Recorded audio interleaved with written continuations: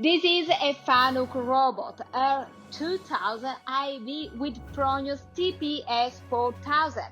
This is the best solution for welding cell. This robot has got R30IA controller with 2650 extension and 210 as payload. Other solution is with positioner and linear track. There are two external axes, servo drive by robots. For all technical information, you can click on the link below, but for commercial assistant, you can phone me, chat with me directly on our website, or send me your mail. If you love my video, give me your like and subscribe to this channel so you don't miss any video in the future.